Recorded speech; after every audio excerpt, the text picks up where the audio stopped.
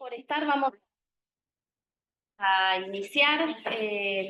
Gracias por estar hoy acá, bienvenidos, bienvenidas a esta actividad que organizamos desde el CEBE, desde el Centro Experimental de la Vivienda Económica, junto a la Secretaría de Ciencia y Tecnología de la Universidad Nacional de Córdoba. Esta es una actividad que también cuenta con el apoyo de la Red Argentina de Periodistas de Ciencia, del Diplomado en Comunicación y Periodismo de Ciencia de la Universidad, y de CONICET Córdoba. Gracias por darnos este espacio.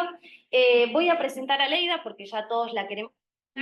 Después, al final, vamos a compartir algunas preguntas. Aleida es periodista de ciencia, estudió periodismo en la Universidad Nacional Autónoma de México, cursó la licenciatura en estudios latinoamericanos en la misma universidad, hizo un máster en periodismo de agencia en España y un diplomado en periodismo para países en desarrollo en la India. Como periodista colabora de manera permanente para medios como SciDevNet América Latina, Salud con Lupa Perú, Pie de Página México, y es narradora y guionista del podcast Pampa al Susto. Fue coordinadora de la Unidad de Comunicación del Instituto de Física de la UNAM por casi una década y desde 2020 es comunicadora de la ciencia en el Centro de Ciencias de la Complejidad de la UNAM. Es cofundadora y expresidenta de la Red Mexicana de Periodistas de Ciencia. Por sus trabajos periodísticos ha ganado más de una decena de premios nacionales e internacionales. El más reciente es una nominación al Premio Gabo de la Fundación Gabriel García Márquez, el reconocimiento más importante al periodismo iberoamericano. Aleida es una referente en la reflexión crítica para el fortalecimiento de la comunicación y el periodismo de ciencia en América Latina, así que es un gustazo que esté acá hoy con nosotros. Así que adelante. Muchas gracias. Muchas gracias por la invitación. Gracias especialmente al CEBE, que fue pues quien me convocó. Es un honor para mí estar aquí. Es la primera vez que hablo en Argentina, entonces estoy un poco nerviosa. Si lo notan, ténganme paciencia, por favor. Y esto que les vengo a contar es básicamente una reflexión de estos últimos, pues llevo 20 años haciendo periodismo de ciencia. En los últimos 12, además de hacer el periodismo de ciencia, estoy haciendo comunicación institucional en la UNAM. Y esto creo que me ha permitido estar en los dos campos, ¿no? Viendo un poco cómo se relacionan, cómo a veces no se relacionan. Y entonces, ¿cómo podríamos mejorar estas relaciones? Siempre entendiendo qué hace el uno y el otro. Entonces, más allá de una discusión académica, teórica, yo les quiero hablar desde mi experiencia y creo que en algunos sentidos podemos tener desde México y Argentina varios puntos en común y reflexiones en común. Entonces,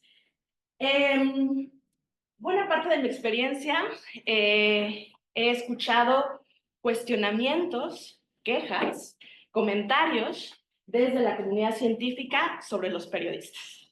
Usualmente hago un ejercicio, pero nos vamos a ir rápido para que logremos terminarlo. No sé si ahorita piensan quienes se dedican a la investigación, solamente ¿quiénes hacen investigación aquí? Un censo rápido. ¿Quiénes hacen comunicación institucional? ¿Y quiénes hacen periodismo?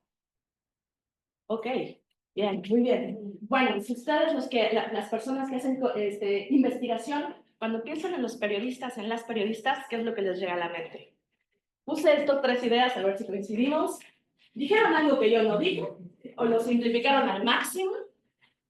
No pusieron toda la información que yo les di. Pasé 1 hora con ellos y terminaron poniendo un párrafo, ¿no? Y lo más grave que yo he escuchado es, yo no hablo con periodistas. Ahora al revés, las personas que hacen periodismo, ¿qué es lo que usualmente piensan de las personas científicas? Les pongo 3 que yo he escuchado. Están muy ocupados para responder, ¿no? Nunca tienen tiempo. Y si me responden, ya pasaron 2 semanas. Entonces, lo que necesitaba para hoy ya no me sirve cuando me lo diste 2 veces, 2 semanas después. Me piden las preguntas y el artículo para revisar. Es un tema bien discutible. Vamos a hablar de eso. Si tienen algo que decir al respecto, vamos a llegar a eso. Usan un lenguaje muy técnico y a veces es tan rebuscado que no logro entender cuál es la pertinencia de su investigación para mi nota, en consecuencia, para la gente, para el público y las audiencias. Entonces, Ustedes dirán, parece chiste, pero es que pasa, ¿no? No sé si han visto estos cómics que se llaman los PhD Comics, que hacen una burla a partir de cosas bien reales, ¿no? O sea, que sí pasa. Perdonarán que no traigo lentes, entonces voy a pegarme mucho a la pantalla. Dice el científico, destruimos 10% de las células de cáncer en la cola de vaca de un laboratorio. ¿Qué dice el medio? Se curó el cáncer. No. Si no curamos el cáncer, más rápido hacia un futuro tratamiento. ¿Qué dice el medio? Se descubrieron los viajes en el tiempo. ¡Fuck you! Científico agrede periodista. Entonces, bueno, esta es una noción que desde la ciencia podría ser muy común, así de, yo no dije eso, exageraste lo que dije, pusiste cosas que nada que ver, estás hablando de aplicaciones cuando esto es ciencia básica apenas, ¿no? Y por el lado de los periodistas y las periodistas, suele ser mucho más común esta idea, no se alcanza a ver, pues, básicamente dice, una unidad de infusión súper rápida de ZXFW aumentó la tasa de goteo en una temperatura óptima de 100 grados, lo que creó un momentum líquido de 250, ¿no? Y aquí el periodista dice, en nuestras noticias finales, científicos han encontrado una forma totalmente nueva de hacer té. Esto es lo que yo necesitaba saber después de intentar entenderte. Entonces, si se dan cuenta, parece chiste, pero es anécdota. Estas cosas pasan y todos los días las personas que nos dedicamos o a hacer ciencia, o a hacer comunicación, o a hacer periodismo, estamos permanentemente con este tipo de presiones por parte de uno y de otro. Entonces, lo que les voy a contar en esta charla es básicamente cómo veo desde mi experiencia y un poco a partir del análisis y de la reflexión que hemos venido haciendo, al menos un grupo dentro de México, bueno, de diferentes instancias en México, sobre el rol de las personas periodistas, las personas en la comunicación institucional y las personas que se dedican a hacer investigación y sus interacciones. Ahora, antes de llegar a esto, quiero hacer un pequeño paréntesis sobre definiciones, simplemente para saber que todos partimos de la misma idea, que es ¿qué es la comunicación pública de la ciencia? Algunos le llaman divulgación, yo personalmente prefiero comunicación pública de la ciencia porque es una idea mucho más amplia, más integral, yo diría. Y esta es una definición, para las personas que ya saben, que saben ciertos conceptos de comunicación pública de la ciencia, sabrán también que no hay un consenso, una definición universal, ¿no?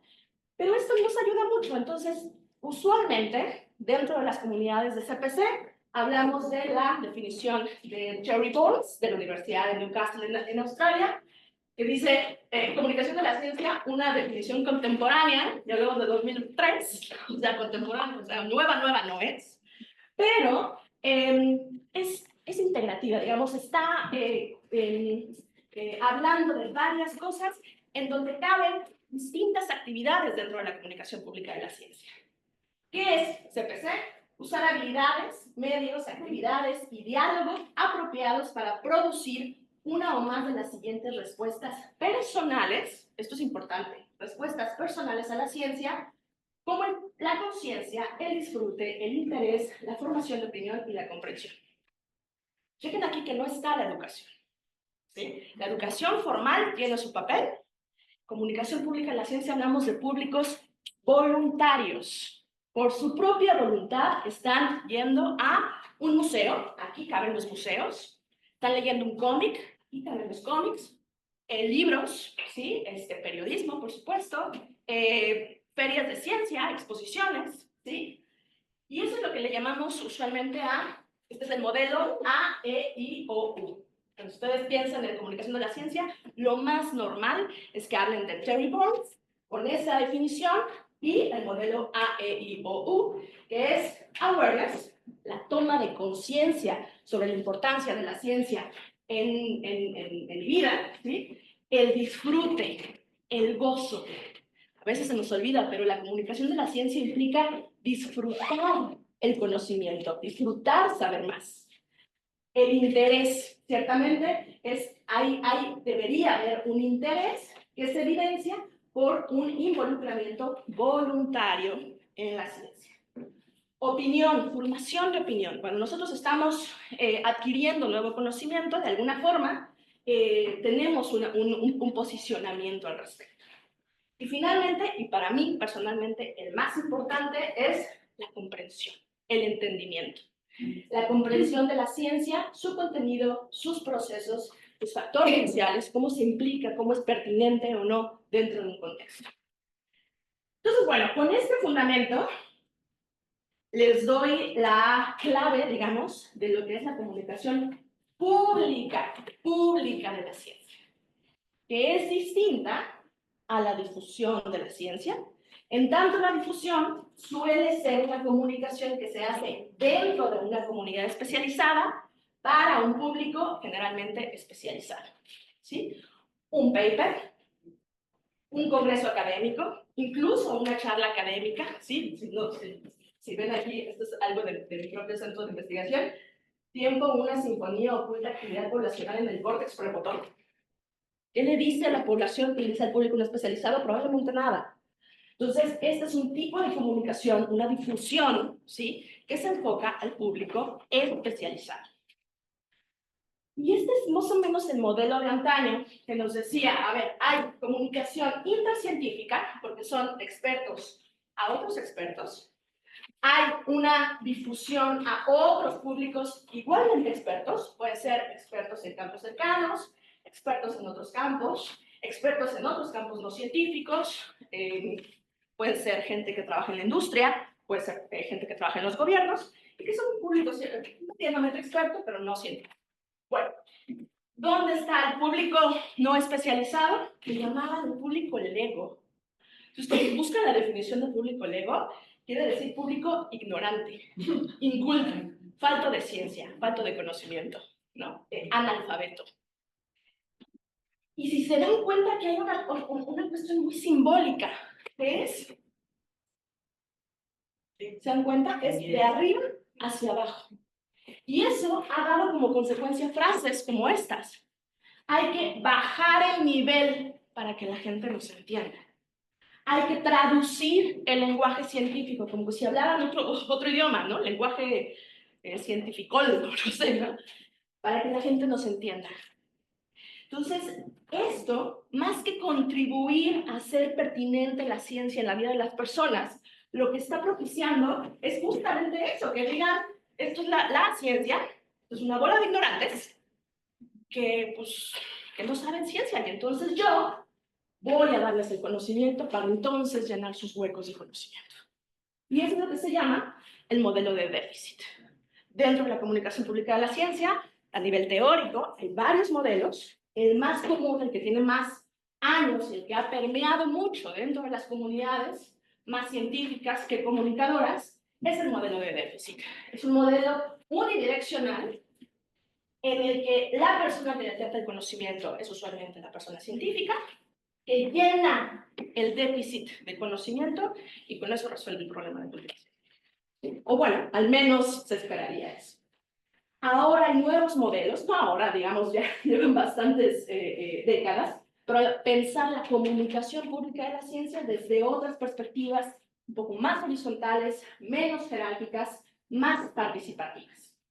La descripción del modelo de déficit es básicamente lo que les dije. Los científicos suelen ser las personas expertas, el público tiene deficiencia de conocimientos, así que brindar esta información científica simplificada, ¿no? Tiene que ser sencillito para que la gente entienda, puede solucionar esta deficiencia de conocimiento, es unidireccional, se pone énfasis en las necesidades del emisor, es decir, se decide en función de qué me importa a mí como investigadora ofrecerle al público. Y hay poca consideración sobre los receptores del mensaje, ¿sí? Los nuevos, no nuevos, pero digamos los modelos alternativos, ¿sí? Son modelos que son un poquito más pensando en las audiencias. Aquí esta flechita sigue siendo para este lado porque sigue siendo unidireccional, pero la comunicación de la ciencia se basa más o toma en cuenta más necesidades, actitudes, conocimientos que ya tienen las audiencias. Es decir, no plantea que es una audiencia ignorante, sino plantea que tiene conocimientos y que a partir de esos conocimientos la ciencia puede hacerse más pertinente. Y también reconoce que las personas responden a estos mensajes basándose en sus propias circunstancias y su propio contexto. Este sería un modelo que toma en cuenta el contexto de las personas. Y finalmente, algo yo diría mucho más utópico, más idealista, es pensar en el modelo participativo. Ten en cuenta que es completamente horizontal, hay un flujo bidireccional entre las personas que comparten el conocimiento y quienes lo reciben, que además se vuelven también partícipes de ese compartir conocimiento, y las personas científicas, el público y los responsables de formulación de políticas públicas participan activamente en este diálogo, en este intercambio de conocimiento, y fortalecen las relaciones entre la ciencia y el público. Quien logra esto, o sea, mis respetos, ¿no? Porque es muy complicado, ¿no? O sea, ¿cómo pones en el centro un tema para empezar que sea pertinente para estos públicos? ¿Cómo estableces el diálogo? ¿Qué formas hay para evaluar si eso es específico? Esto es precisamente lo que se necesita, etcétera. Entonces, hay montones de desafíos, pero me parece que pensar en esto como un ideal, como algo que realmente nos interesa como sociedad, es positivo. Y también nos lleva entonces a la falacia del público general, ¿no? Que también suele estar permanentemente, pensamos, ¿a quién le vas a dar? Al público general. ¿Para qué es eso? Para el público general, ¿no? El público general que en realidad no existe, ¿no? Lo que sí existen son públicos. Y hay una diversidad tremenda de contextos sociales, culturales, económicos. No es lo mismo hablar de las infancias que las personas privadas de su libertad, que las personas, grupos indígenas, que las personas que se encargan de la toma de decisiones, ¿sí? Y dentro de la comunicación pública de la ciencia están esos públicos.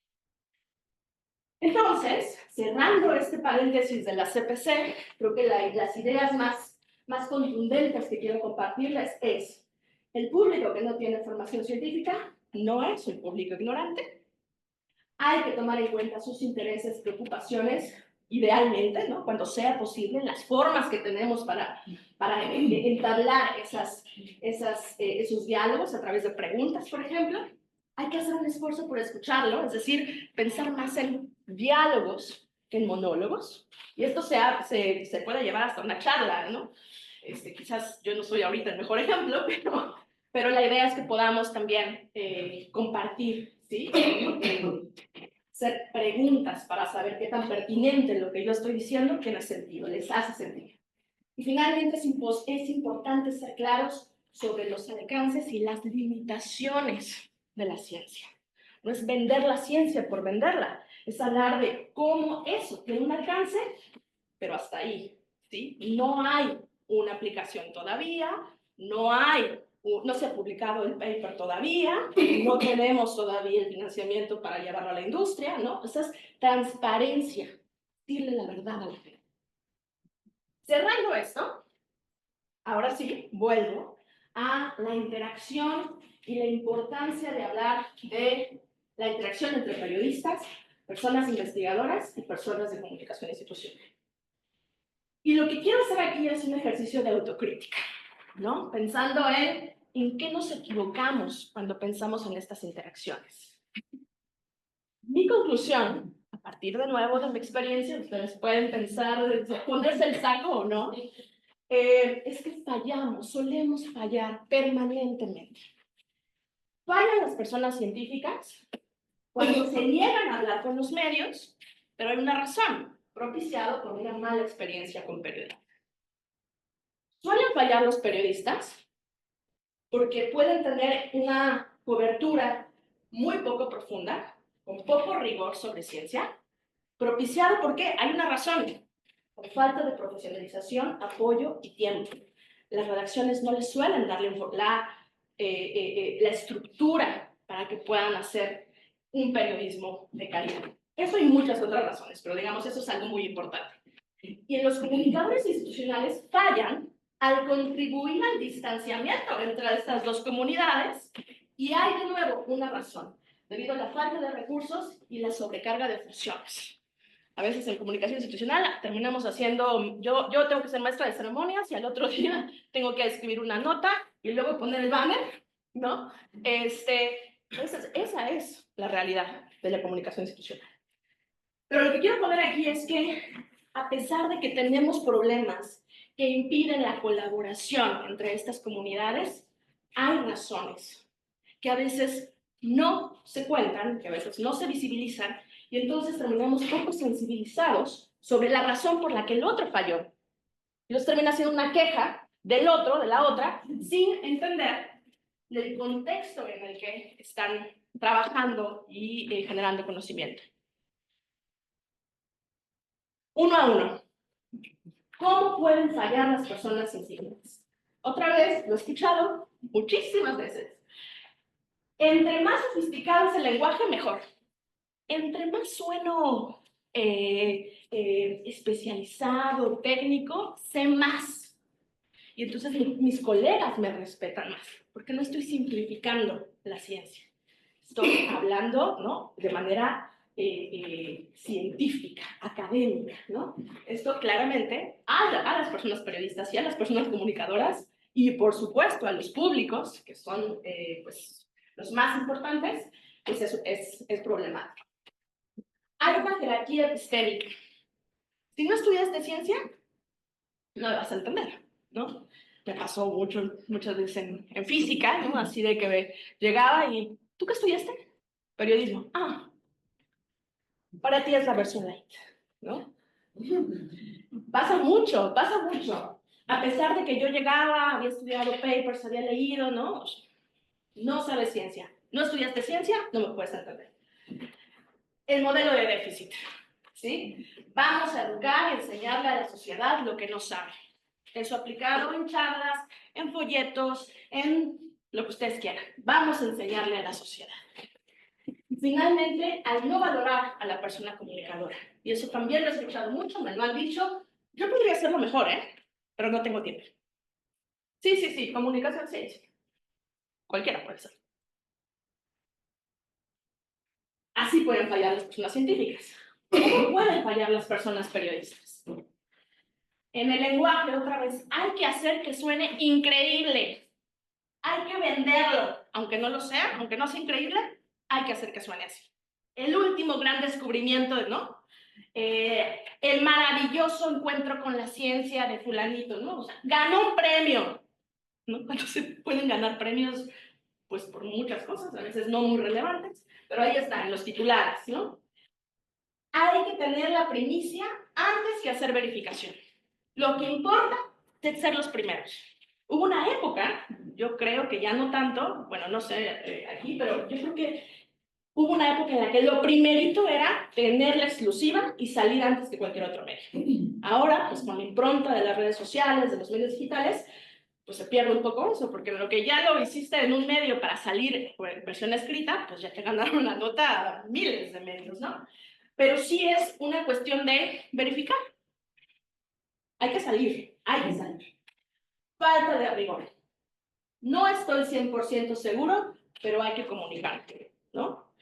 Y eso creo que es un problema muy importante dentro de la comunicación pública de la ciencia, dentro del periodismo científico, porque eso es lo que luego propicia quejas o, no hablo con periodistas por parte de la comunidad científica, que dijiste algo que estaba absolutamente mal.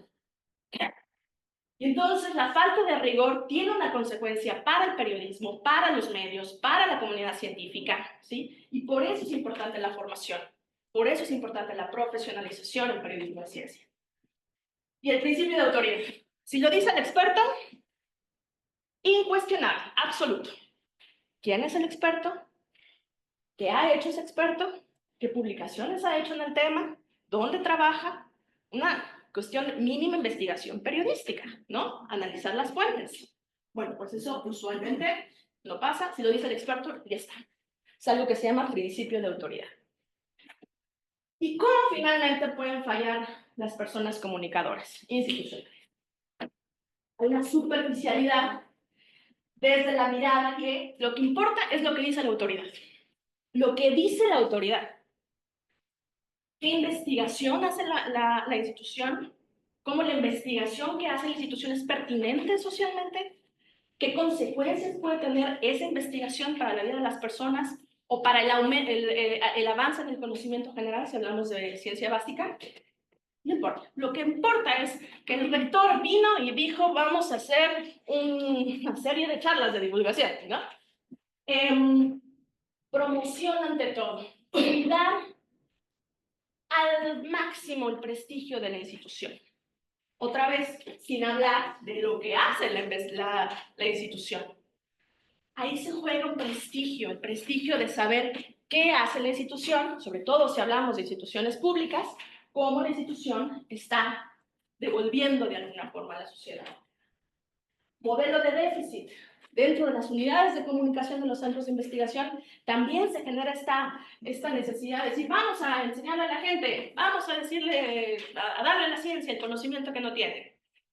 Y finalmente, el principio de autoridad. Si lo dice el experto, incuestionable. ¿Sí? Otra vez, sin una reflexión. No digo que nos vamos a librar de los expertos. Los expertos son evidentemente esenciales para la comunicación de la ciencia.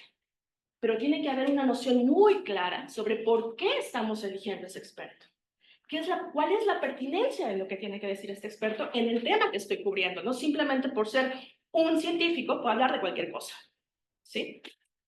Y finalmente, bueno, no finalmente, ¿por qué existen por qué es tan problemático, ¿no? ¿Por qué es tan difícil de alguna forma entender o que ocurran estas fallas? Uno podría pensar que es porque queremos cosas distintas. Cuando piensan en qué quieren, ¿por qué hacen ciencia quienes hacen ciencia? ¿Por qué hacen comunicación quienes hacen comunicación? ¿Y por qué hacen periodismo quienes hacen periodismo?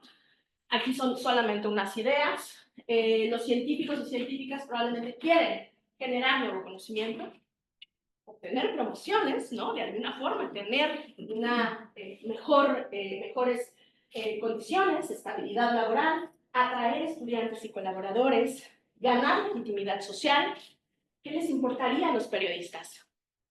Generar contenidos originales exclusivos, atraer al público, o sea, tener más seguidores, ahora con el clickbait, ¿no? Pues entre más clics mejor, legitimar al medio de comunicación, vender, porque seguimos en un modelo en donde los medios, muchos medios, están atados al modelo comercial, entonces mientras más se lee o se visitan ciertas páginas, mejor números les muestran a los patrocinadores, a las personas que se promueven en esos medios. ¿Y qué les importaría a los comunicadores institucionales? Dar visibilidad a la institución, difundir los trabajos que ahí se hacen o difundir a las autoridades, si es que tienen este modelo mucho más de modelo de déficit, buscar apoyos del gobierno, empresas, entidades internacionales, promover vocaciones científicas. Esto parecería que estamos en hilos distintos, en rutas distintas. ¿Y por qué? Porque parecería que trabajamos para actores distintos. ¿Para quién podría trabajar un científico? Bueno, puede ser para mí mismo, para mi curiosidad, para mi necesidad de conocimiento, puede ser que para la institución. En México le llamamos el SNI, el Sistema Nacional de Investigadores, pero acá puede ser dentro del sistema de ciencia y tecnología, ¿no?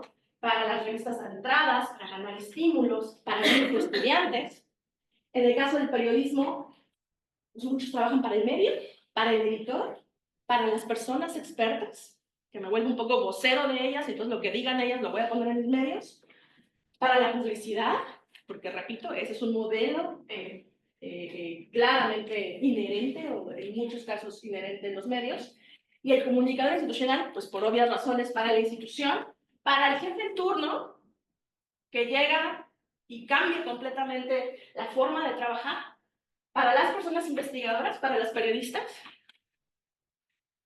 Entonces, lo que está claro aquí es que parecería una diversidad de razones, diversidad de actores, diversidad de cosas que nos mueven y nos atraviesan, pero en realidad todos trabajamos para la gente, ¿no? O sea, si realmente nos preguntaban así, a mí como periodista, trabajo para la gente. Para alguien que hace investigación, trabaja para la gente, o sea, quieren el bienestar de la gente, ¿no? Desde diversas rutas hacemos trabajo que puede tener un beneficio para la gente, para el interés público. ¿Y por qué? Pues por esta idea medio utópica, idealista, pero que realmente nos interesa. Yo creo que aquí podría ser un consenso, que pensamos que la ciencia puede servir para tomar decisiones informadas, no sé si mejores o peores, para dar información y que la gente tome sus propias decisiones. Por eso el periodismo no convence, no quiere vender. Te voy a informar, te tengo que dar la información, la mejor información posible para que tú tomes tu propia decisión. ¿Y qué es lo que esperamos? En teoría, que haya un cambio de actitudes, comportamientos, posicionamientos a nivel individual y a nivel colectivo también, ¿sí? Políticas públicas que estén basadas en evidencia científica y que no nos quieran vender gato por liebre. ¿Para qué? Para mejorar nuestra calidad de vida. Todos nos interesa esto, ¿no? O sea, hay un cierto consenso en que en la medida en que la gente tenga mejor información científica y en la medida en que esa información científica esté en un contexto, le importe a partir de las preocupaciones, los intereses, las necesidades informativas de las personas, puede haber alguna acción que permita mejorar nuestra calidad. Utópico, sí, pero si no trabajamos para esto, ¿qué más? ¿Qué nos queda? Y entonces pienso en cómo no fallar. ¿Cómo le hacemos? ¿Qué hacemos desde nuestras trincheras? Hay modelos económicos, políticos contra los que probablemente no podemos luchar. ¿Qué sí podemos hacer? Y yo lo resumo así: que las personas periodistas entiendan cómo funciona la ciencia, que las personas científicas entiendan cómo funciona el periodismo y que las personas comunicadoras institucionales contribuyan a que estas dos cosas sucedan. ¿Sí? Que se vuelvan puentes, intermediarios, efectivos, eficientes. ¿Cómo es que los periodistas entiendan cómo funciona la ciencia? Uno, es lenta, es un proceso, ¿sí? Y que el proceso es válido noticiosamente. A veces el proceso es la nota. Y estamos pensando en el resultado, sí o no, la gente se va a morir o no. Tengo que usar me tengo que vacunar, sí o no. Espérate, te voy a contar el proceso, cómo fue que llegamos a este resultado. Y ahí hay un valor informativo muy importante. Hay pocos grandes descubrimientos. A la prensa le encanta hablar de grandes descubrimientos, revelaciones, innovaciones, lo novedoso, lo último. No hay tantos como tú crees que hay, ¿no? Y también esas limitaciones de la ciencia son noticia. También le pueden importar a las personas porque le estamos dando un cuadro más realista de cómo se genera el conocimiento. No necesariamente hay aplicaciones inmediatas. Creemos que todo tiene que ya.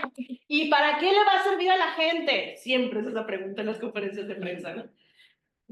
Ahora, siempre les digo a las personas científicas, tienes que estar preparado con una buena respuesta. Porque la respuesta es no, pues no sabemos, en 20 años quizás. Hay que tener una noción de para qué podría servir, pero ser muy transparentes de ahora todavía no, ¿sí? O falta esto, faltarían 10 años de investigación para que resolvamos esta problemática, este asunto. Que hay incertidumbre. Otra vez, la incertidumbre es parte inherente de la ciencia, parte riquísima, enriquecedora de la generación de conocimiento, y estamos los periodistas muy poco acostumbrados a trabajar con la incertidumbre. Que la respuesta es no sabemos todavía, pero siempre digo, hay un montón de noticias ahí. ¿Por qué no sabemos? ¿Qué nos falta para saber? ¿Quién sí debería saber? Hay países que ya lo saben. ¿Se está invirtiendo en que sepamos más? Hay preguntas, hay periodismo ahí, periodismo de ciencia. Entonces, no porque hay incertidumbre, no hay periodismo. Se basa en la prueba y el error. Y otra vez, eso es periodísticamente interesante, ¿no? ¿Cuánto te tardaste? ¿Cuántas veces te equivocaste en esa metodología? ¿Cuántos errores salieron de este experimento que luego tuviste que rearmar para poder salir con este resultado? Como actividad humana responde a intereses políticos, económicos y institucionales, ¿sí? Entonces, no estamos hablando de semidioses, estamos hablando de seres humanos, trabajadores de la ciencia. Y hay un montón de tensiones, ¿no? De tener que publicar forzosamente, tener que tener financiamiento, tener que tener estudiantes, y hay ahí una serie de problemas pues, inherentes a la vida humana, a los seres humanos. Entonces no podemos decir, no, solamente lo bueno, solamente lo bueno. Las ciencias, aquí, las comunidades científicas tienen este tipo de versiones. Y finalmente, no es divertida. O sea, sí, pues, pero no es el adjetivo que queremos promover. O sea, no es algo mucho más complejo y hay una riqueza en esa complejidad, ¿no? No es una actividad que causa frustración y que en esa frustración encuentras respuestas, no encuentras inspiración, no es inspiracional, no es más generadora de preguntas, ¿no? O sea, no hay más cosas que simplemente decir, mira, amiguito, ¿qué es la ciencia? ¿No? Que los científicos y las científicas entiendan cómo funciona el periodismo. Y aquí hay que entender que es al revés, ¿no? La ciencia es lenta, el periodismo es así. Generalmente, sobre todo si estamos hablando de periodistas que buscan la nota del día, es inmediato. Se enfoca en la coyuntura, lo que está pasando aquí y ahora, aquí saliendo.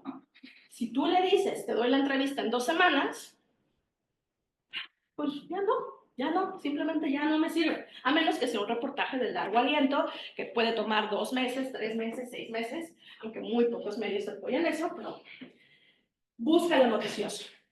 No importa que te hayas quedado 2 horas con la persona periodista, siempre va a decir qué es lo nuevo, qué es lo... Te va a ver, o sea, no te lo va a decir, pero puedes estar pensando qué es lo nuevo, qué es lo nuevo, qué es lo no, esto no, esto no, qué es lo nuevo, qué es lo nuevo. Entonces, las preguntas que te va a hacer así, pero entonces, ¿cuál es? ¿No? O sea, repite esa pregunta porque te interesa qué es lo nuevo.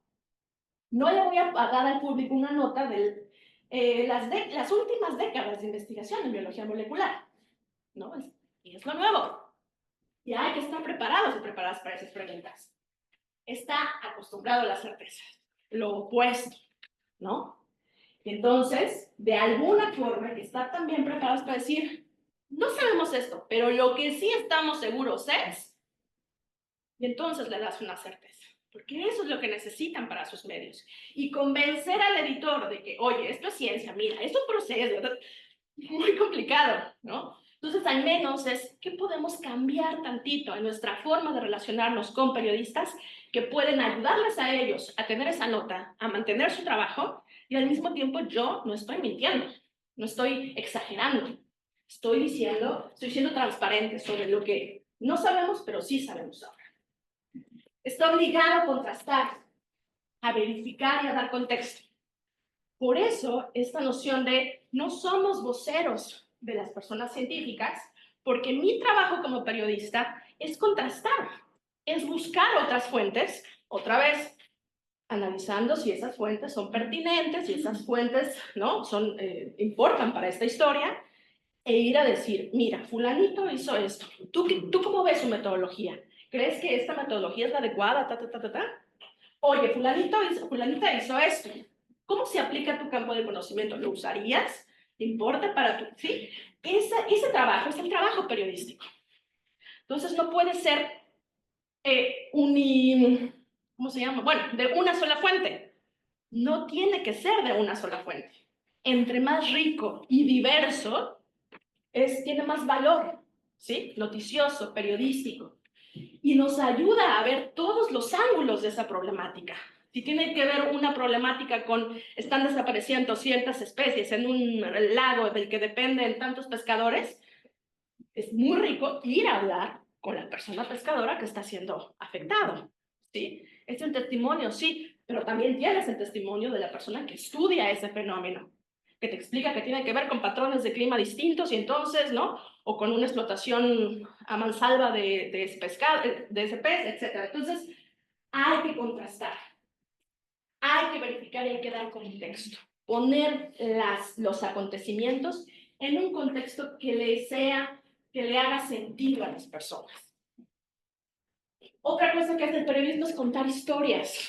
Ya se había bastante literatura científica sobre cómo el dato aislado no es suficiente, ¿sí? Necesitamos contar historias. Entonces aquí, por ejemplo, él te va a hacer preguntas, la persona periodista les va a hacer preguntas respecto a ¿y cómo te sentiste? ¿Y dónde estabas la vez que se te ocurrió hacer esa investigación? ¿Sentiste frustración? ¿Cuál fue el momento más álgido en donde dijiste, esta es la respuesta? Está buscando historias, está buscando un arco narrativo, está buscando emoción. No solamente es decir, mira, el señor robot viene aquí y ya descubrió tal cosa, es ¿qué siente esa persona? Porque a partir de la emoción de quien genera conocimiento, puedes instalar cierta emoción en las personas. Eso es lo que queremos todos, que se involucren con el acto de creación de conocimiento a través de las emociones. Y finalmente, que sepan que existe el periodismo especializado. Se van a topar, sí, se van a seguir topando con muchas personas que probablemente van a hacer periodismo simplemente buscando la nota, que probablemente se van a equivocar, pero quiero que sepan que en muchos lugares, y Argentina es uno de ellos, se está trabajando en el periodismo especializado. Hay cursos, hay talleres, hay congresos, hay asociaciones, hay encuentros como estos, ¿no? Hay cada vez más gente que está pensando y pensando en cómo hacemos un periodismo especializado en temas de ciencia que realmente sea riguroso, pero que también sea socialmente pertinente. Y además, hay que saber 3 cosas del periodismo, que es, no necesariamente las personas reporteras tienen la decisión. En las mesas de redacción, la mayor parte de las veces están sujetos a decisiones de autoridades o de dueños de medios a los que lo que menos les importa es el periodismo. Entonces podrías decir, es que escribiste este titular que nada que ver y él o ella te puede decir, no fue mi decisión y no puedo hacer mucho al respecto, ¿no? O sea, hay ahí una lucha que se tiene que hacer, que se tiene que jugar. Entonces hay que saberlo. 2, son salarios precarizados, hay una inestabilidad laboral extrema.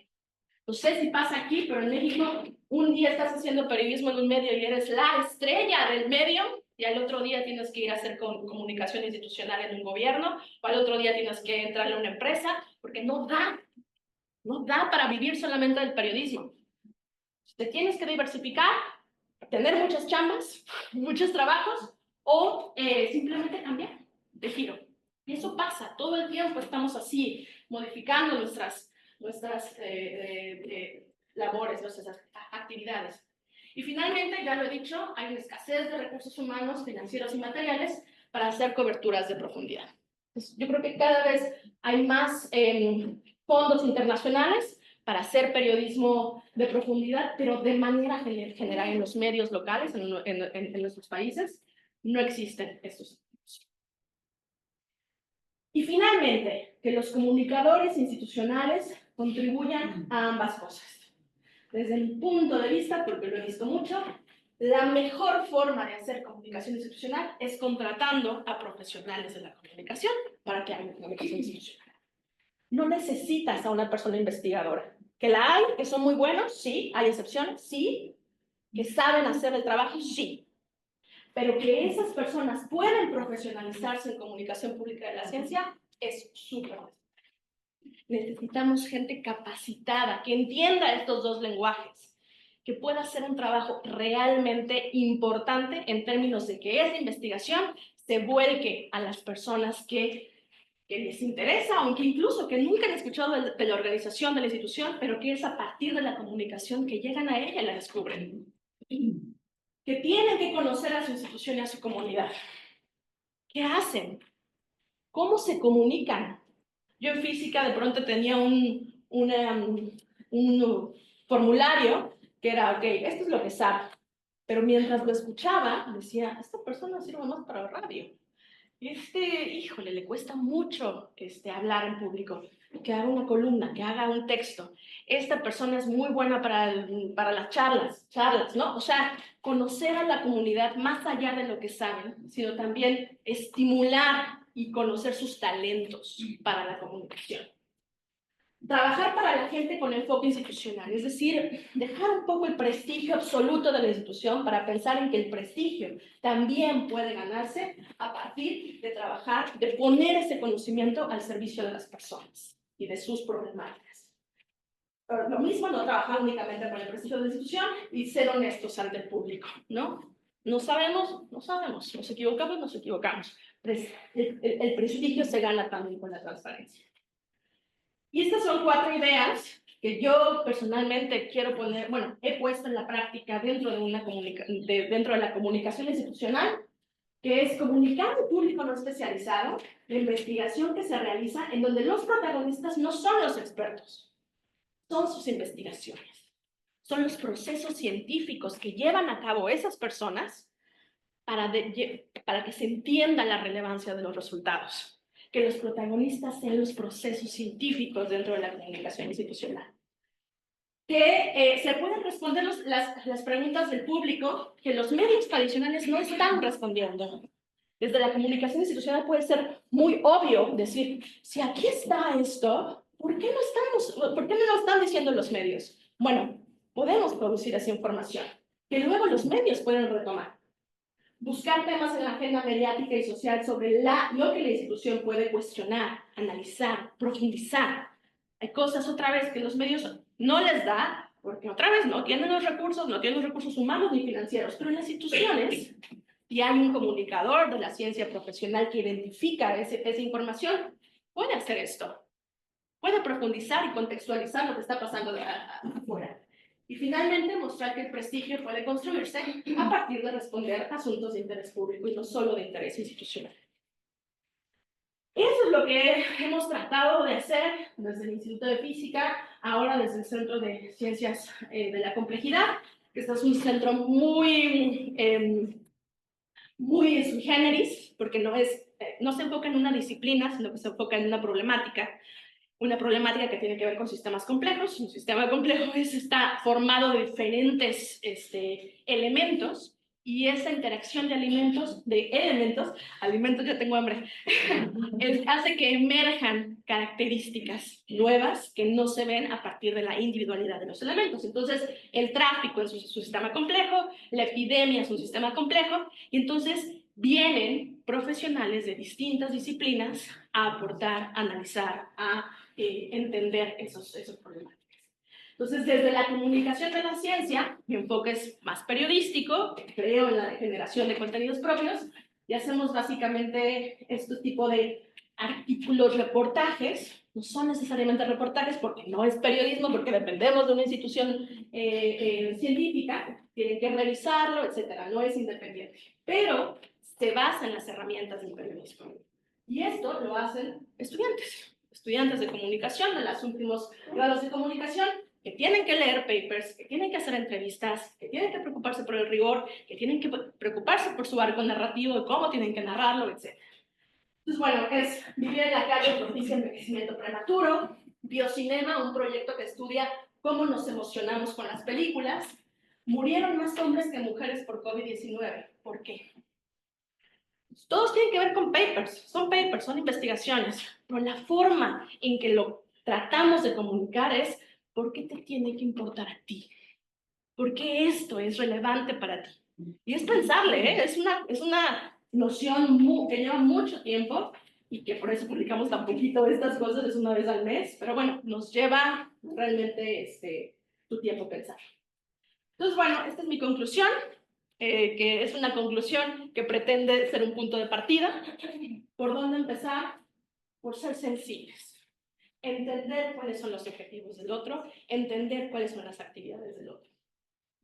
Trabajar en favor del interés público, no importa en dónde estemos. Podremos incluso estar en una empresa, ¿no? Si tenemos esta noción, hay pequeños cambios que se pueden hacer.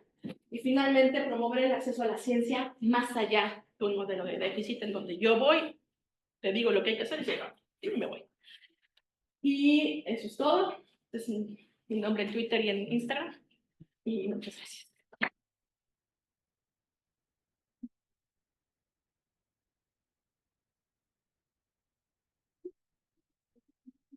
Una extra. En México llevamos 7 años organizando el Foro Hispanoamericano de Periodismo Científico, un espacio justo para esto, que vayan personas de ciencia, que vayan personas periodistas, que vayan personas comunicadoras, que vayan estudiantes, y se habla de periodismo. Este año lo vamos a dedicar al periodismo climático, y es la primera vez que vamos a tener eventos también en Argentina, también en Chile y también en Perú, y el evento en Argentina va a ocurrir aquí en Córdoba. Entonces, les invito. No, gracias a Daniela López que lo está organizando y la Red Argentina de Periodistas de Ciencia también, periodismo científico. Va a ocurrir el 22 aquí, ¿verdad? 21 de noviembre. Y estos algunos de los ponentes que nos van a acompañar. Ahora sí, me callo.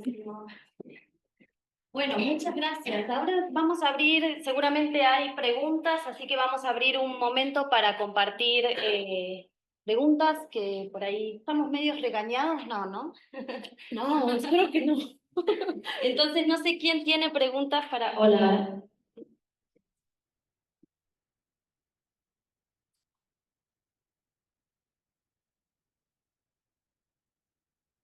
Buenas, buen día, muchas gracias por la charla, que es muy interesante. Soy una trabajadora de la mano con investigadora, trabajo acá en el subsuelo de este edificio, en el área de biología celular y molecular, interesada recientemente en la comunicación de la ciencia, no tengo ninguna información, y mi pregunta va en torno a lo que vos mencionaste de todos los tres actores, a los puentes. En la construcción de esos puentes, que son los comunicadores institucionales, para no hacer la pregunta tan plana y lineal como cómo ir de un lado para el otro o del otro para el uno, tal vez se me ocurre preguntar si vos crees que son, en alguna medida, tienen dimensiones parecidas los desafíos que representan para un comunicador convertirse o trabajar como comunicador, para un periodista trabajar como comunicador institucional o para un investigador ocupar ese rol, ¿se entiende? O sea, como si estás de un lado y del otro, tendrás desafíos distintos para ocupar esa posición, que te parece que son desafíos parecidos, muy distintos, más fácil para uno que para el otro llegar a ese puente. Sí, yo creo que son desafíos parecidos en el entendimiento de que se tienen que profesionalizar. Hay que aprender, ¿no? Nunca pensar que por ser investigadora lo sabes todo o por ser periodista lo sabes todo y meterte a comunicación institucional porque simplemente eres periodista. Creo que uno de los retos dentro de la comunidad científica es quitarse un poco lo que ya saben de cierta área y volverse un poco receptores, ¿no? Más desde no sé nada, no quiero decirlo ignorancia, pero quiero decir que tus sesgos y que tu conocimiento no impidan que puedas contar la ciencia para un público no especializado, ¿no? O sea, que dejes de hablarle al otro colega, al otro público especializado. Creo que su reto es ese. Y eso requiere profesionalización. Entonces hay que aprender cuáles son las rutas desde la narración hasta las preguntas que se hace la gente sobre esa investigación para que puedas responderlas no desde un papel de experto, sino desde un papel mucho más ciudadano. Entonces ahí hay un reto, no porque estudiaste ciencia es tan normal, ¿no? O es tan fácil, al contrario, yo diría que tienen un reto superior. Decía Ed Young es uno de los periodistas de ciencia más famosos del mundo, él trabaja en The Atlantic, ganó el Pulitzer en pandemia, por sus publicaciones en pandemia. Él es zoólogo de formación, biólogo y luego zoólogo. Decía, no sé si haber estudiado ciencia me ha ayudado a hacer mejor periodismo. Al contrario, bueno, no al contrario, me ha dado ciertos métodos, cierta forma de ver el mundo, pero es menos útil de lo que la gente pensaría que es. Porque me tengo que poner otro sombrero, tengo que cambiar por completamente la perspectiva. Y eso creo que sucedería mucho a las personas que desde la ciencia hacen el salto a la comunicación o al periodismo. Y por el lado del periodismo y la divulgación es entender cómo funciona la ciencia. Siempre les digo, no necesitas hacer un doctorado de biología molecular o de genética o genómica. Necesitas entender cómo funciona la ciencia y eso hay que aprenderlo. Y hay que hablar con la gente, hay que ser sensibles a qué significa publicar en una revista especializada, qué significa tener financiamiento para la ciencia, qué significa el método científico, qué significa la prueba y error, o sea, cosas que son inherentes a la ciencia y que si no las entiendes puedes terminar diciendo el increíble descubrimiento de fulanito, ¿no? O sea, creo que en ambos casos es aprender, o sea, formarnos, saber que tenemos que aprender para brincar, para dar el salto. Y no es para nada una condena que si ya haces ciencia no puedas hacer lo otro, si ya haces periodismo no puedes hacer comunicación. Creo que es lo más difícil es dedicarte a hacer investigación científica. Si vienes de la comunicación, pues, ahí sí tendrías que hacer una carrera.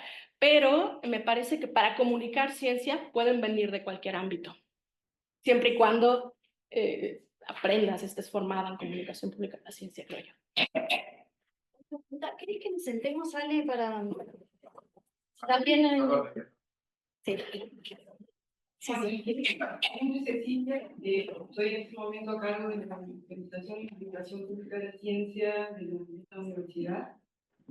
Y, a ver, te escuchaba hablar y pensaba en varias cosas, ¿no?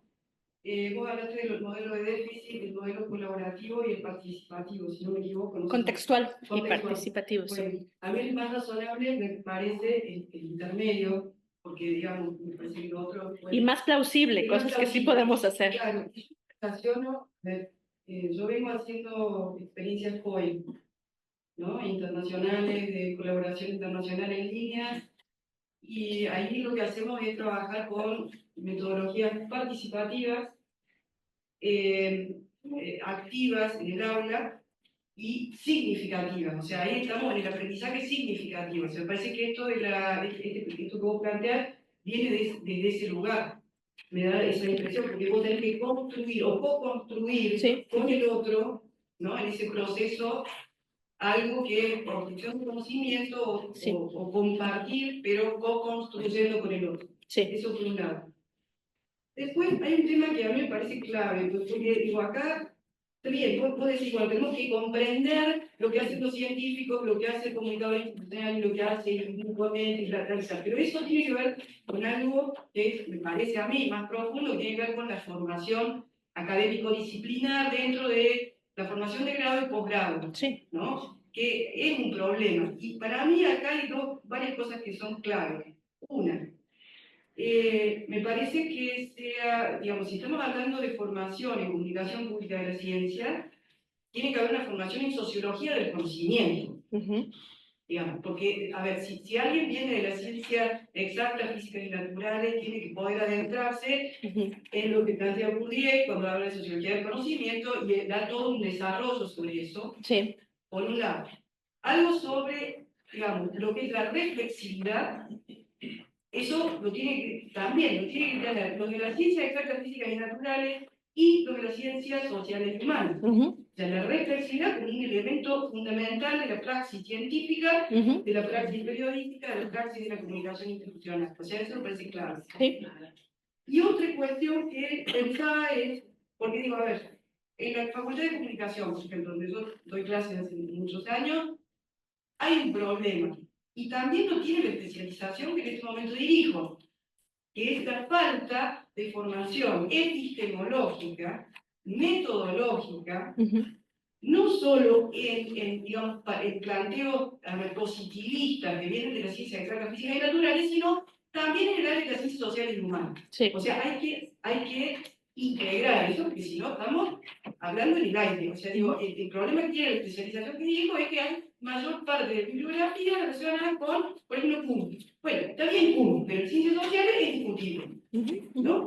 Entonces, digo, me parece que eso tendría que ser, digamos, tanto para la formación de periodistas como de comunicadores institucionales, como para hacer comunicación pública de la ciencia, todo eso tiene que estar en la currícula. Me parece a mí, porque si no estamos hablando de decir, ¿cómo vos lográs que nos entendamos los unos y los otros? ¿No? O sea, digo, porque también, por ejemplo, yo he encontrado notas de gente que hace comunicación pública de la ciencia, donde la lectura que hace en un paper está mal hecha. ¿Por qué? Porque no tiene información suficiente, ni metodológica, ni epistemológica. Entonces, por ejemplo, sostienen que sí, porque tal investigación dice que la mayoría de los cordobeses tal cosa. Cuando vas a hacer el análisis de cómo hicieron el muestreo, los investigadores originales, está mal hecho el muestreo.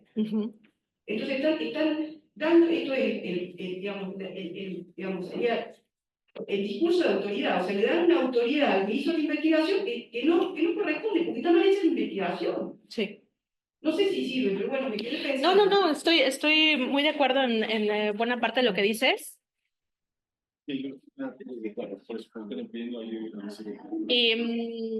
Coincido, pero también noto muchos desafíos para incorporar ese tipo de conocimiento. Es totalmente necesario, sí. Y creo que, bueno, la charla iba más como en la práctica, con lo que tenemos, con lo poquito que tenemos, que sí podemos hacer. Creo que hay tantito cambio de chip. He dado media trainings a científicos y científicos y científicas, y de pronto hay tantito, ¿no? Que es, ahora le voy a dar chance a este periodista que le dejé de hablar hace 10 años porque no me citó bien, ¿no?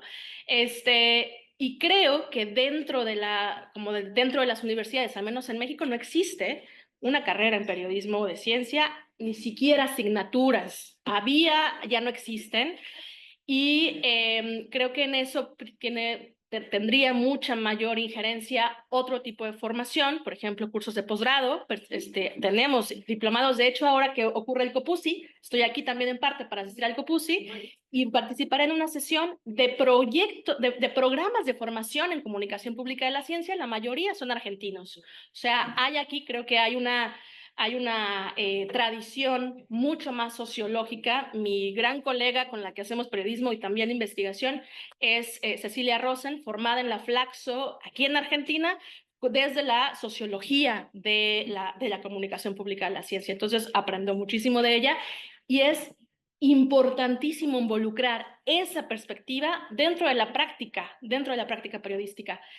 No tenemos, más allá de los diplomados, no tenemos una injerencia real dentro de las universidades. Creo que hay que cambiarlo, sí, pero también llevará mucho tiempo y tiene sus desafíos inherentes, ¿no? Las jerarquías, las grillas, los intereses ahí dentro de las facultades, que supongo que aquí también sucede, ¿no?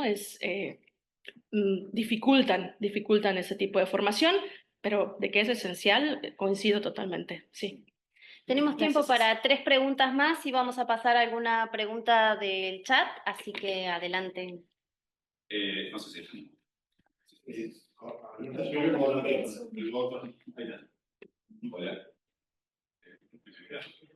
Hola. En parte lo respondiste. La pregunta que tenía como curiosidad era saber si en las carreras universitarias de México hay contenidos de comunicación pública de la ciencia para las distintas disciplinas. Porque ese claramente es un déficit en Argentina. ¿Sí? Sí. Me parece a mí, en mi opinión, escuchándote, la respuesta de Argentina es un poco tardía también, más allá de que haya una interesante oferta. Llevar todo hacia la etapa del posgrado es como perder muchas oportunidades, ¿no? Entonces quería saber si había alguna experiencia más concreta en México desde el grado, ¿sí? Y la otra, perdóname, es si dentro de la institución vos haces capacitaciones para la comunidad de científicos del C3 en donde estás laburando, porque también ese es otro desafío en tu diagnóstico. Vos pusiste ahí que los investigadores, soy investigador en psicología, por malas experiencias nos negamos a la vinculación. A veces ni siquiera tenés la experiencia, ¿sí? Porque no tenés la capacitación previa, la formación para que vos proactivamente salgas a buscar a, no sé, a Josefina o cualquiera que sea periodista específicamente. Sí. Gracias. Muchas gracias.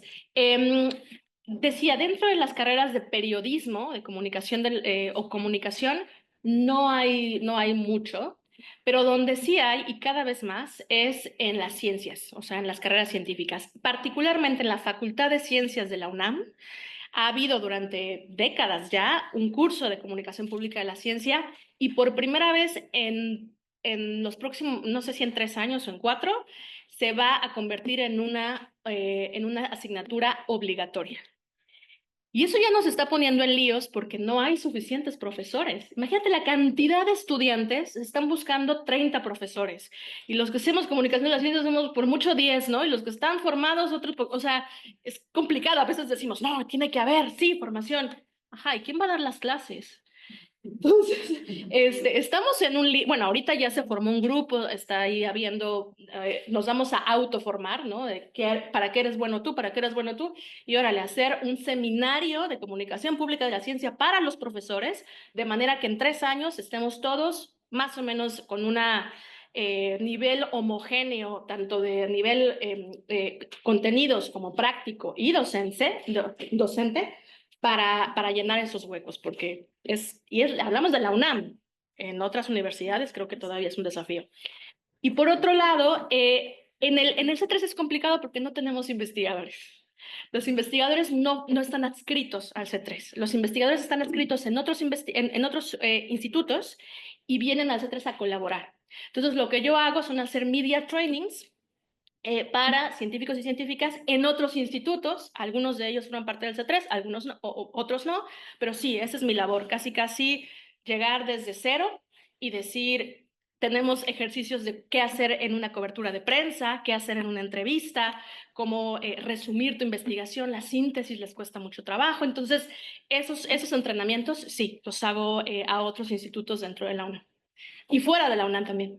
Y un poco en ese sentido, ¿vos crees que la propia práctica de los investigadores que se acercan a las oficinas de comunicación a colaborar con una entrevista con un medio o con la propia cobertura que pueda hacer la institución, crees que eso es formativo, digo, más allá de lo... ¿Y cómo ha sido eso en la experiencia? Creo que hace una diferencia totalmente, sobre todo si son unidades de comunicación, otra vez, profesionalizadas y que les dan más tips que los dejen ahí morir solos, ¿no? O sea, mira, viene fulanito de tal, te va a preguntar sobre esto, porque el tema coyunturalmente es esto, entonces yo te recomiendo, ¿no? Y entonces a la siguiente ya lo saben, ya están preparados con ciertas respuestas, ya les cuesta menos trabajo estar frente a una cámara o un micrófono, o sea, la práctica, sobre todo para la gente ya sensibilizada, que le importa la comunicación, lo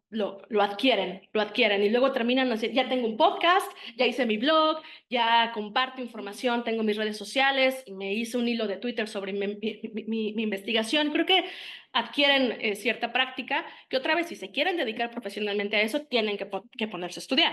Pero si no, de todas formas es muy enriquecedor que existan estas prácticas a partir de la práctica o de la interacción con las unidades de comunicación. Totalmente. Y tenemos además, por ejemplo, en el C3 hicimos manuales. ¿Qué es lo que todo periodista debe saber de la comunicación? ¿Y qué es lo que de la ciencia? ¿Y qué es lo que todo científico debe saber del periodismo? Entonces eso también ayuda a tener lo básico, ¿no? Sí. No sé si... sí, está bien, perdón. Alena, hablaste mucho de los públicos también. Quiero saber, me gustaría saber si tú, en tu experiencia, has tenido posibilidad de acceder o de realizar algún tipo de pesquisa sobre el resultado en el público del contenido que has publicado, ya sea en medios o a través de instituciones científicas. La respuesta es no. Creo que hay una...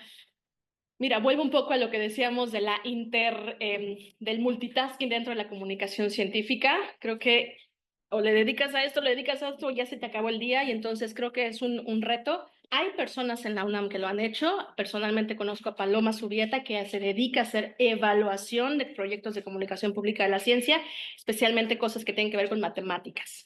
Y ella forma parte de este grupo en el que nos vamos a dar clases básicamente y aprender yo un poquito, pero en periodismo es muy difícil. No solamente es a quién le preguntas, con base en qué le preguntas. Puede ser un solo reportaje, un artículo, ¿eso te sirve de alguna forma? Cuando ya lo leyeron, después de 5 años que lo leyeron, después de un mes, o sea, hay muchas preguntas, muchos desafíos. Yo personalmente no lo he hecho y lo más que he hecho dentro de física fue lanzar un formulario a nuestros lectores y lectoras para que nos digan cosas muy básicas de si terminan de leer el artículo, si algún artículo de ellos les ha servido para algo. Y tuvimos ahí una respuesta, eran 100 personas, 90 y tantas personas, sobre todo estudiantes.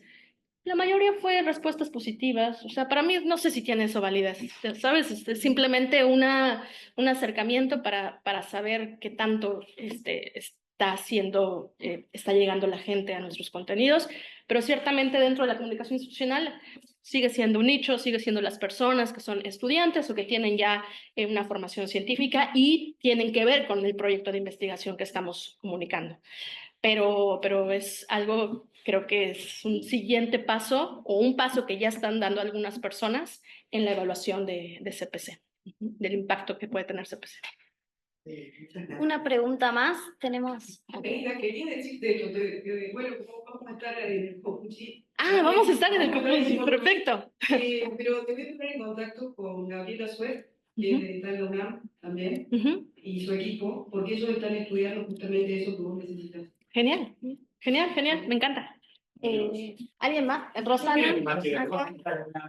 Ahí, acá Rosana, que sí, hacemos esa y después te damos el micrófono.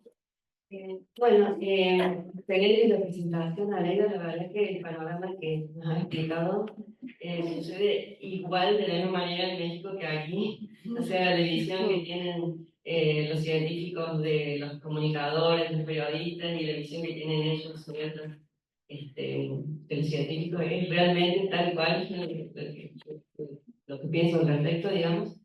Y creo que científicos y comunicadores institucionales están más acostumbrados a trabajar juntos, a producir cosas de calidad porque tienen como un diálogo que permite enriquecer las producciones y que los comunicadores saben explicarlo con palabras que el público entiende, digamos, lo que los científicos por ahí nos cuesta expresar. Pero me parece que es más difícil la relación cuando es científico con periodistas, porque acá es totalmente común de que, bueno, te hacen una nota y, bueno, uno les pide como científico que después te la muestren antes de publicarla y te dicen, ah, no, es política de nuestro medio periodístico no, Sí, no hablemos de no eso. mostrarlo porque sale tal como le dice el periodista. Y por ahí siempre algún problemita queda, ¿no? Claro. Entonces yo creo que lo mejor sería que hubiera como una retroalimentación, y por lo menos una miradita final que le pueda dar el científico para decir, mira, estoy de acuerdo o habría que cambiar esta cosita. Sí. ¿Es así como debería ser, o no? Yo siempre digo que no. O sea, es la ética periodística, no solamente es de los medios. Si tú preguntas en cualquier conferencia mundial que sucede cada 2 años, por cierto, la discusión es, no se revisan los artículos, no se revisan los artículos. Claro, estamos hablando de contextos en los que de manera general hay una masa, bueno, crítica, hay un conjunto de periodistas especializados que generalmente van a hacer su trabajo con rigor y, ¿no? Es pensando que, pues, no va a haber grandes faltas o no va a haber faltas a lo más importante que será el rigor científico.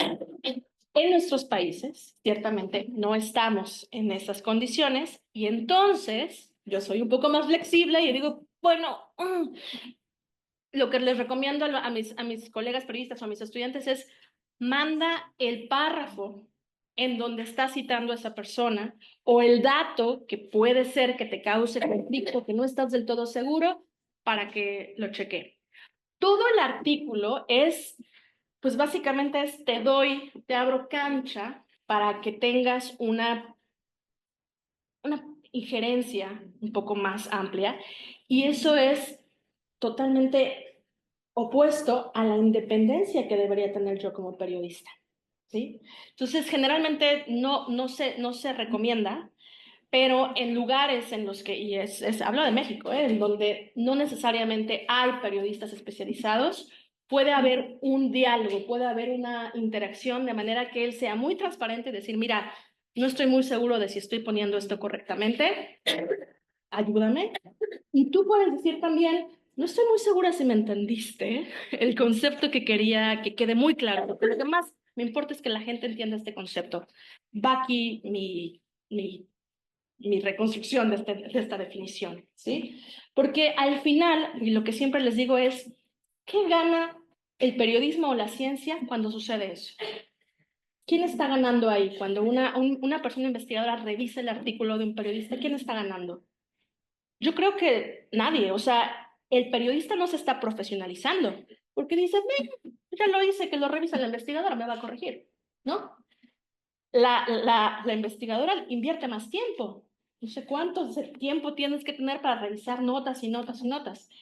Y el ecosistema de comunicación pública de la ciencia, pues tampoco se está beneficiando de que haya esta continua injerencia, ¿no? Y siempre lo pongo al revés. ¿Un periodista podría ir a checar tu artículo, tu paper? Pues no, entonces, o un periodista podría ir con un político y decirle, oye, chécame mi nota, ¿no? O el político podría decirle, oye, mándame tu artículo porque quiero, digo, el político podría hacer eso. O sea, si lo vemos así muy, muy ética, desde la perspectiva ética, no es lo correcto, pero como estamos en un proceso, yo creo que vamos hacia allá, vamos hacia un lugar en donde todos podamos hacer nuestro trabajo de la mejor manera posible desde una perspectiva superética. Podría ser que ahora, en el simple afán de trabajar para que esas inercias mejoren, para que no sucedan los errores de siempre, es qué intercambio podemos tener, qué profesionalización podemos tener. Hacemos un curso dentro de nuestra institución, hacemos un curso para periodistas y les mostramos, miren, los errores más frecuentes que suceden son estos. ¿Cuál es lo que está pasando? Posiblemente nosotros no estamos comunicando, no, o sea, un poco también asumir la responsabilidad y decir, esta es el planteamiento, estas son las palabras que usualmente usamos, un glosario, unas explicaciones, de manera que haya una colaboración y no simplemente, ven, dame el artículo, yo lo checo y te lo devuelvo. Creo que ahí no hay un cambio, no es un potencial ni un detonante de que las cosas pueden ser mejores en el futuro. Y queremos eso, al menos yo lo quiero. Entonces, hagamos lo que se pueda hacer ahora, pero quitémonos esa costumbre, ¿no? De tener una injerencia que quizás está propiciando más déficits y más problemas en el periodismo que ayudándolo. Esa es mi perspectiva. Puede ser que haya gente que piensa lo opuesto, pero desde mi perspectiva, porque lo he visto, dentro de la práctica periodística, ayuda mucho más la interacción previa que una revisión posterior. Vamos a tener una última pregunta ya y vamos a pasar. Yo quiero sumar en relación a esto último, el problema que suele haber con los científicos es que, con algunos, es que quieren tener más injerencia de la que deben tener como fuente, ¿no? Así es. Entonces muchas veces no entienden que ellos no pueden intervenir en la narrativa, que es una elección del periodista, en dónde vos pones el mensaje, cómo lo comunicás, cuál es el relato que construís. Ese es el laburo del periodista. Pero sí está bueno hacer esto para que se queden un poco tranquilos, después les mandás una serie de citas textuales y les decís, bueno, esto voy a decir que vos dijiste, textual, y puede ser que haya un error ahí, vos te quedas tranquilo, yo me quedo tranquilo, el problema resuelto. Así es. Se resuelve el problema, me parece. Sí. Ahora, el periodista no puede tomar decisiones periodísticas porque ahí donde se viene el problema. Así es. Sí. Hay algo que sí puede hacer el investigador y la investigadora y es decidir a quién le da la nota y con quién hace la cobertura. Y en ese sentido, vuelvo un poco a lo que decías de pensar que hay periodismo especializado, de pensar que uno puede decidir con quién habla y con quién no habla. Y eso me lleva un poco a los comentarios dentro de Zoom, que nos piden que contemos detalles sobre el foro, pero por ahí es interesante que vos cuentes por qué se hace este foro, digamos, y por qué los periodistas y las periodistas especializadas necesitamos encontrar estos espacios para justamente, porque no es un tema de darle tranquilidad a los investigadores y investigadoras, sino de construir puentes para trabajar de manera conjunta. Justo, nació para eso este foro. Nos dimos cuenta eso, que por un lado estaba una idea de lo que hace el periodista y por el otro lado era una idea de lo que hace el científico, que no había puentes, que no había comunicación, que de pronto es peleas, ¿no? O decir, no hablo con periodistas y los periodistas decir, ¡ay, qué flojera, ciencia!, ¿no? Y entonces dijimos, bueno, tiene que haber un espacio en donde nos juntemos y aprendamos juntos. Y eso fue el foro. El foro siempre ha sido un espacio para el análisis, la reflexión y la discusión, para mejorar, para aportar herramientas que nos ayuden dentro de la comunidad de comunicación a comunicar mejor, porque el foco siempre está en las audiencias. ¿Qué ciencia está recibiendo la gente? ¿Y qué con ella, ¿no? ¿Y qué posibilidades de acción puede tener a partir de eso? Y esta es la primera vez que pensamos en darle ya una identidad. Es la primera vez que se va a tratar de periodismo climático, por razones obvias, ¿no? Que estamos viviendo los estragos del clima extremo, y qué periodismo se necesita, cuál es el rol de las personas periodistas para aportar información que le ayude a las personas a entender lo que está sucediendo y tomar decisiones en consecuencia. Entonces, planteamos que haya conversatorios, talleres de formación para periodistas y no periodistas, y también que haya financiamiento para reportajes. Lo que decía, hay muy poca infraestructura, hay muy pocos recursos financieros para reportajes, entonces pensamos cómo les ayudamos, cómo inspiramos a las nuevas generaciones para que hagan periodismo de ciencia. Pues es muy triste, pero pues con dinero, ¿no? O sea, con un espacio de intercambio que les permita tener ideas y qué propuestas para contar historias pueden tener, pero además con medios de comunicación dispuestos a pagar por esos reportajes. Entonces, eso también es algo que hemos tenido durante los últimos años, un speed pitching, y en COVID, durante la pandemia, lo volvimos virtual, también fue muy excepcional porque participaron las asociaciones de los otros países, incluida la Red Argentina, y nos ayudaron a construir un programa que respondiera a las necesidades de información de los públicos, pero también a las necesidades de formación de los periodistas y las periodistas en nuestra región. Entonces eso busca ser un espacio para intercambiar y para aprender a mejorar nuestra labor. Lo del financiamiento es para México, para que no se nos entusiasmen los periodistas que en Argentina... El próximo año vamos a ver cómo les... Nosotros hacemos la primera edición en Argentina, proponemos un taller virtual sobre cambio climático, salud y periodismo para toda América Latina, y el encuentro presencial en Argentina es en el Centro Cultural de España en Córdoba, el día 21 por la tarde, así que toda esa información ya está en la página web de la Red Argentina de Periodistas de Ciencia, en redes sociales, nos pueden escribir, hay un formulario para que se puedan registrar, se pueden sumar a ayudarnos también, es la primera vez que lo hacemos, estamos poniendo mucho tiempo y voluntad y también muchas ganas de, que esto pueda seguir creciendo. No es solo para periodistas, es para todos nosotros, los investigadores que están sensibles con temas de comunicación, la gente que hace comunicación pública de la ciencia desde diferentes lugares y por supuesto quienes hacemos periodismo de ciencia, así que ojalá que en otras ediciones también podamos tener financiamiento para reportajes, pero bueno, ahí están todos y todas invitadas. Vamos a hacer la última pregunta y cerramos. Lo mío está ligado con lo que decía el señor. Justamente una experiencia propia que me pasó a mí, yo me recibí acá de contador hace muchos años, y me dice mi mejor amigo, ¿por qué no te vas a Carlos con mi padre, que, bueno, como yo era del interior, pasaron fin de año juntos? Entonces, yo sabía que el padre era doctor en biología, que el mejor amigo que era razón en Estados Unidos, que el otro señor era el director de astronomía acá de Córdoba, y el otro operaba de corazón en Benidorm. Tema que a mí me costó muchísimo hablar con ellos. Ahí me di cuenta qué difícil que es para estas personas, es un científico, porque yo después fui comunicada en el mismo. Pero el tema de hoy que me enfoca a mí, que es el terrorismo, es ante esta bajada, los periodistas, y se dio mucho en la pandemia, entran en lo que se llama la infodemia. Eso quiero saber tu opinión, porque recibimos información. Pero la pandemia, que hay un montón de curas, un montón de cosas que eran falsas. Yo creo que tiene que ver con lo que decía sobre, usualmente los medios se enfocan en los absolutos, en el sí o no, funciona o no funciona, resultado.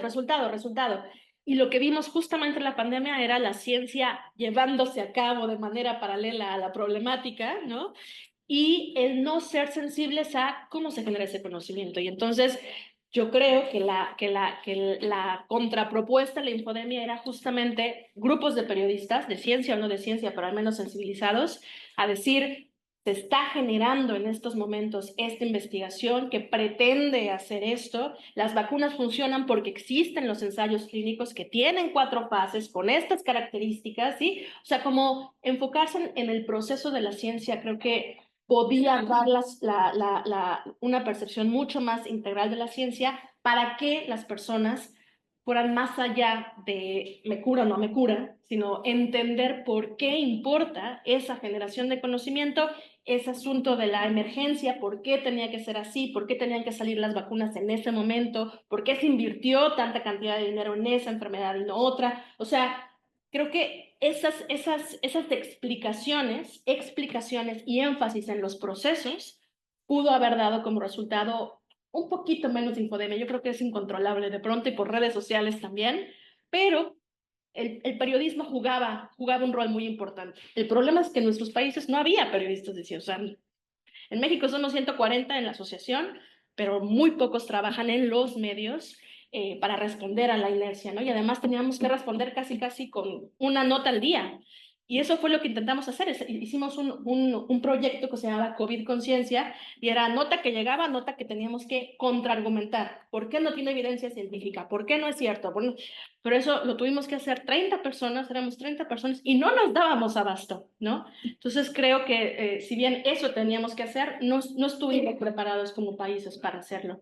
Y creo que esa es una lección que nos queda como fomentamos esa actitud crítica, cómo fomentamos esa percepción esa noción de que el proceso importa y eso tiene que estar en la forma en la que nos comunicamos. Investigadores, comunicadores, periodistas. Hay algo que celebramos mucho desde la comunidad del periodismo de ciencia durante la pandemia, es que en Argentina fue el único país que en conferencia de prensa invitó a una periodista especializada a esa conferencia, que fue Nora Bar. Entonces, en la conferencia de prensa tuvimos la oportunidad de escuchar una periodista de ciencia dando información y además representando a una comunidad de profesionales que estábamos preparados para compartir o dar a conocer esa información. La pregunta es, después de esos espacios, ¿dónde estaban los periodistas de ciencia en los medios? ¿Qué medios había disponible para que el periodista de ciencia pueda incorporarse y dar información? Pero también hay que valorar eso, como hubieron esfuerzos también para visibilizar el periodismo especializado en un momento tan especial. Bueno, esta charla va a quedar grabada. Si ustedes quieren revisar el contenido, sigan a Leida por redes, @LolaCometa, que ahí está poniendo... Muy poco académico y formal mi nombre, pero bueno, lo creé hace 12 años. Y muchas gracias por venir. También decirles que esta charla se enmarca dentro de las actividades del ciclo de comunicación de la ciencia que propone la Secretaría de Ciencia y Tecnología de la Universidad Nacional de Córdoba. Sigan a la Secretaría también en redes y en sus páginas porque tienen un evento al mes, Lucas, ¿no? ¿En las direcciones? Ahí están las direcciones. Hace poco hicieron un curso de infografía, ahora presentamos esta charla de manera conjunta, que también es hacer esfuerzos colectivos junto con el CCT Córdoba, con la especialización, con la Red Argentina de Periodistas de Ciencia, así que estamos todos en el mismo barco, así que gracias y seguimos. Sí, sí.